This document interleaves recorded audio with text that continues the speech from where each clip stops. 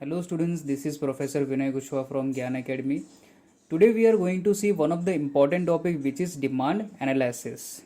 पहले हम डिमांड के बारे में समझ लेते हैं कि डिमांड होता क्या है. So what is demand? Demand means desire plus ability to pay plus willingness to spend at a given time at a given price. First is desire. Desire means होता है इच्छा शक्ति. कोई भी कमोडिटी को आप परचेस कर रहे हो तो उसके लिए आपके अंदर इच्छा होना ज़रूरी है. That is desire. दूसरा होता है एबिलिटी टू पे. आपके पास उतना कैपेबिलिटी होना चाहिए कि आप पर्टिकुलर प्रोडक्ट को खरीद पाओ. अब आपके पास डिज़ायर है, आपके पास एबिलिटी टू पे, आपके पास पैसे उतने हैं कि आपको वो प्रोडक्ट को खरीद पाओ, लेकिन आप उसको खर्च नहीं करना चाहते हो या फिर आप सोचते हो कि मैं खर्च करूं कि ना करूं. That is willingness to spend. अगर आप खर्च कर देते हो तो ये तीनों कंडीशन सेटिस्फाई हो जाता है. अब वो जो आप पैसा आप कमोडिटी में यूज़ कर रहे हो अपने सेटिस्फेक्शन के लिए, वो एक पर्टिकुलर टाइम पे पर्टिकुलर प्राइस पे होना चाहिए, क्योंकि ये दोनों सिचुएशन के हिसाब से चेंज होते रहते हैं. टॉपिक को और अच्छे से समझने के लिए हम एग्जांपल लेते हैं. जैसे मिस्टर जय एक पुअर फैमिली से आते हैं जिनका फैमिली इनकम है ₹5,000. अब उसको एक सेल फोन खरीदना है विच इज़ iPhone 11. अब आपके दिमाग में आएगा कि सर ये तो सिर्फ सोच सकता है, इन रियल पॉसिबल तो होगा नहीं, क्योंकि iPhone 11 का प्राइस है लगभग 80,000. सो ये कंडीशन को हम डिज़ायर बोलते हैं, जिसमें पर्सन सोच सकता है लेने की, लेकिन वो पर्सन का कैपेसिटी नहीं है, या फिर कैपेसिटी है भी तो पहले उसको वो डिज़ायर में क्रिएट करना पड़ता है. पहले उसके अंदर इच्छा शक्ति जगना चाहिए. तो वैसे भी कोई भी पर्सन सोच सकता है कि उसके पास कार हो, लेविश बाइक हो, बंगलो हो. तो फर्स्ट स्टेप इज़ डिज़ायर. लेकिन खाली डिज़ायर होने से डिमांड क्रिएट नहीं होता. Let's take the another condition. Mister Prakash एक हायर क्लास फैमिली से आते हैं और उनका फैमिली इनकम लगभग 5 लाख है. अब उनको भी iPhone 11 ही चाहिए, लेकिन उनके डैड माइजर है. हमने देखा था प्रीवियस वीडियो में, माइजर मतलब कंजूस, जिनके पास पैसा तो होता है लेकिन खर्चा नहीं करना चाहते. अब मिस्टर प्रकाश के डैड भी वही नेचर के हैं, तो उनको मना कर दिया कि आप फ़ोन मत खरीदिए. तो मिस्टर प्रकाश का डिज़ायर तो था और एबिलिटी टू पे, पैसा खर्च करने का कैपेबिलिटी भी था, लेकिन वो खर्च नहीं कर पाए. So that is willingness. अगर वो सपोज खर्च कर लिए रहते तो डिमांड के तीनों कंडीशन सेटिस्फाई हो जाता. अब हम नेक्स्ट कंडीशन देखते हैं. मिस्टर यतीन जिनका मंथली इनकम ₹10 लाख है एंड उनका फ़ोन पुराना हो गया है. अब वो सोचते हैं कि नया फ़ोन बाय करें. अपने फैमिली एंड फ्रेंड से सजेशन लेने के बाद और काफ़ी रिसर्च करने के बाद उन्होंने डिसाइड किया कि iPhone 11 खरीद लेते हैं. अब उनके पास डिज़ायर है. डिज़ायर मीन्स इच्छा हो गया कि वो पर्टिकुलर प्रोडक्ट को खरीदना है, और ₹10 लाख इनकम है तो ₹80,000 का फ़ोन खरीद सकते हैं. दैट इज़ कैपेबिलिटी टू पे. एंड अब वो पर्टिकुलर प्रोडक्ट को खरीदना भी चाहते हैं, तो वो हो गया विलिंगनेस टू पे. अब वो सपोज शॉप पे जाते हैं, एक पर्टिकुलर टाइम पे, वो पर्टिकुलर प्राइस पे वो गुड्स को परचेस कर लेते हैं. So this is the combination of demand. Desire plus ability to pay plus willingness to spend plus at a given time plus at a given price. ये सारे कंडीशन को satisfy करता है और इस तरीके से डिमांड क्रिएट होगा. Now coming to the definition of demand, according to Benham, the demand for anything at a given price is the amount of it which will be bought per unit of a time at that price. Demand for anything means चाहे goods हो या service. At a given price is the amount of it which will be bought means वो goods and service को एक particular price पे खरीद लेना, which satisfy desire plus ability plus willingness. Bought per unit of a time at that price, उसी time और उसी price पे खरीद लेना. अब हम स्टडी करने वाले हैं demand schedule. Demand schedule price and quantity के रिलेशनशिप पे बेस्ड है. That is when ever price increases, demand for a particular commodity decreases. When ever price decreases, demand for a particular commodity increases. जब भी price decrease होगा तो quantity demanded increase होगा, और जब भी प्राइस इंक्रीज होगा क्वांटिटी डिमांडेड डिक्रीज होगा. शेड्यूल के दो पार्ट है, that is individual demand schedule and market demand schedule. Let's start with the individual demand schedule. Individual demand is the quantity of a commodity demanded by a consumer eight a given price during a given period of time.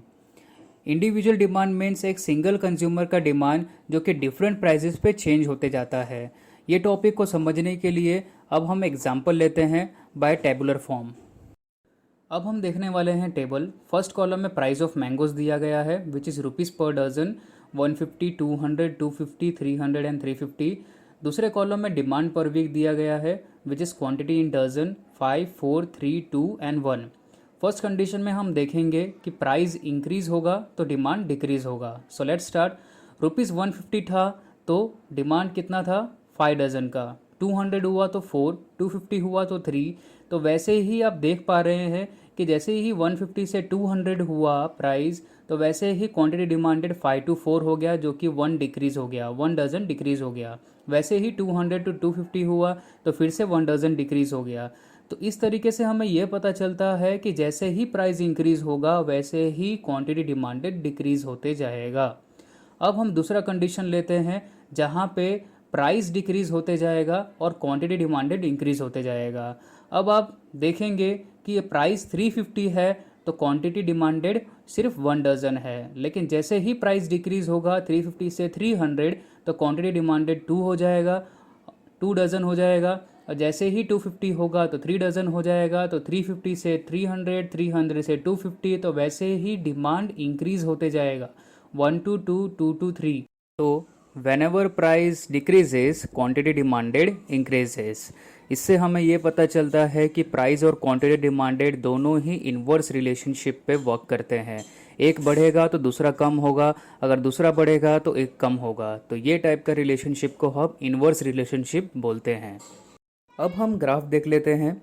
So here the x axis is quantity demanded, y axis is price and D D is individual demand curve. सबसे पहला condition में हम देखेंगे कि price decrease होते जाएगा तो quantity demanded increase होते जाएगा। तो प्राइस 350 था तो क्वांटिटी डिमांडेड कितना था 1। जैसे ही प्राइस डिक्रीज हुआ 350 से 300 तो क्वांटिटी डिमांडेड हो गया 2। तो वैसे ही 300 to 250, 250 to 200, 200 to 150 तो क्वांटिटी डिमांडेड इंक्रीज होता गया 2 to 3, 3 to 4, 4 to 5 डजन्स। तो ये हो गया पहला कंडीशन जिसमें ये पता चला कि प्राइस अगर डिक्रीज होगा तो क्वांटिटी डिमांडेड इंक्रीज होगा। अब हम दूसरा कंडीशन ले लेते हैं। सपोज अब प्राइस है 150 और क्वांटिटी डिमांडेड है 5। जैसे ही प्राइस इंक्रीज होगा 150 से 200 तो क्वांटिटी डिमांडेड 4 हो गया, मीन्स डिक्रीज हो गया। 200 to 250 फिर से डिक्रीज हो गया, 3 हो गया। 250 to 300, 300 to 350 तो 3 to 2, 2 to 1। तो ये पता चल रहा है कि जैसे ही प्राइस इंक्रीज होते गया वैसे ही क्वांटिटी डिमांडेड डिक्रीज होते गया। तो ये प्राइस और क्वांटिटी डिमांडेड का इन्वर्स रिलेशनशिप शो कर रहा है। अब हम देखने वाले हैं market demand. So market demand is total demand for a commodity from all the customer at a given price during a given period of time.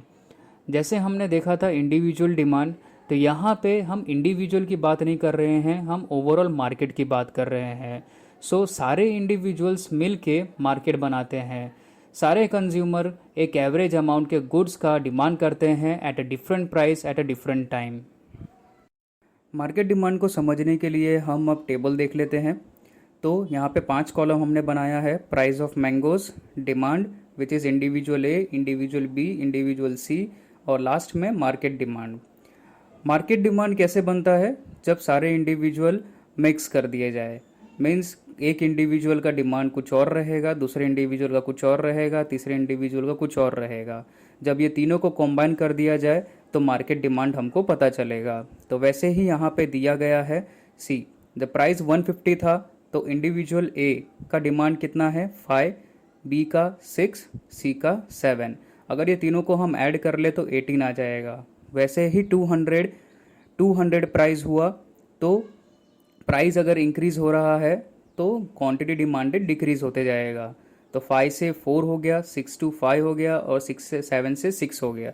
तो अगर 4 + 5 + 6 कर लेंगे तो क्या आएगा 15।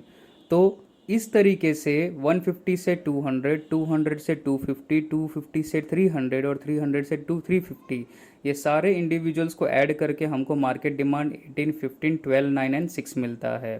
तो मार्केट के अंदर भी वही सेम सिचुएशन रहने वाला है, जैसे जैसे प्राइस इंक्रीज होते जाएगा वैसे वैसे मार्केट डिमांड डिक्रीज होते जाएगा। अब ये पहला कंडीशन हो गया। दूसरे कंडीशन में अगर 350 मैंगो प्राइस है मैंगोस का तो 6 रहेगा, 300 रहेगा तो 9 रहेगा, 250 रहेगा तो 12 रहेगा। तो जैसे जैसे प्राइस डिक्रीज होते जाएगा मार्केट डिमांड भी इंक्रीज होते जाएगा। तो ये दोनों कंडीशन आपको पता रहना चाहिए। और फिर से यहाँ पे इन्वर्स रिलेशनशिप होता है प्राइस और क्वांटिटी डिमांडेड का, जो कि मार्केट डिमांड के बारे में हमने अभी देखा। अब हम देखने वाले हैं market demand curve. So let's start.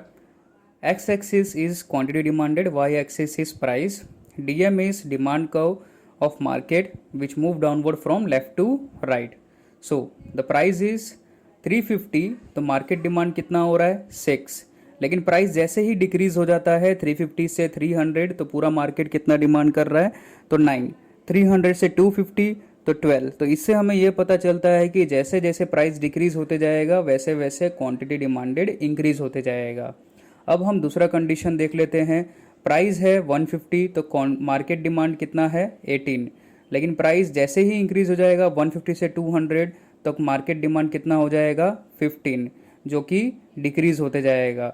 200 से 250, 250 से 300, तो 15 से 12, 12 से 9। तो इससे हमें यह पता चलता है कि प्राइस जैसे ही इंक्रीज होते जाएगा मार्केट डिमांड वैसे ही डिक्रीज होते जाएगा।